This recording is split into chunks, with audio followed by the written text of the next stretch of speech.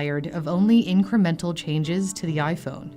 Apple noticed customers who usually upgraded their phones every 2 years were not doing so nearly as often. Despite the challenges, Apple had a milestone to look forward to that year, in 2019, as it prepared to celebrate the formal opening of its new headquarters in May. However, a day before, Ives' dad had a stroke. He rushed to the UK to be with his father, who thankfully recovered. Johnny owed his career to his father, who had taught design at UK schools and nurtured his interest in design. For Johnny, it was time to consider returning to the UK for good, with his wife and twin boys. A month later, in June 2019, Ives gathered a group of his designers and told them he was leaving Apple. He explained he'd grown tired of the company's bureaucracy. Mikkel writes in his book that Ives told the team, "I don't want to go to any more bleeping meetings." The design team would now report to the chief operating officer, Jeff Williams.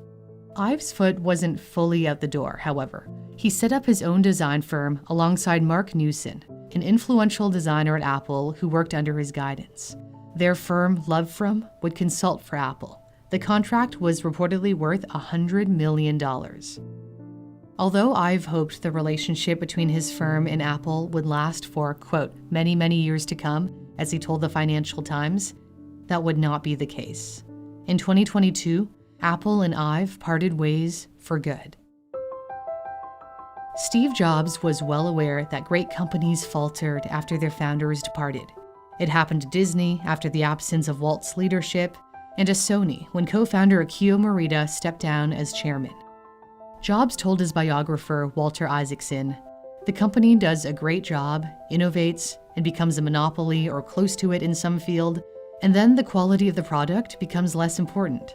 The company starts valuing the great salesmen, because they're the ones who can move the needle on revenues, not the product engineers and designers. So the salespeople end up running the company." Has his worst fear come true?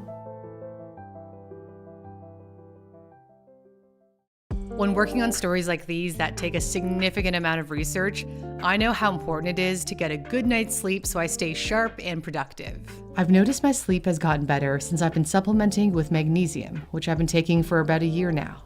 I had no idea that 75% of people are magnesium deficient, which can lead to higher levels of anxiety, irritability, low energy, and trouble sleeping. Magnesium is involved in more than 300 chemical processes inside your body. So a lot of different things can start to go wrong if you're deficient. It's also important to get the right kind of magnesium. I recommend Magnesium Breakthrough by Bioptimizers.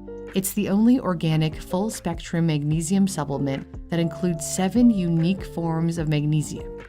Visit megbreakthrough.com/newsthink and order now. And in addition to the 10% discount you get by using my promo code NEWSTHINK10, there are always amazing gifts with purchase. The link is in my description. Thanks for watching. I'm Cindy Palm.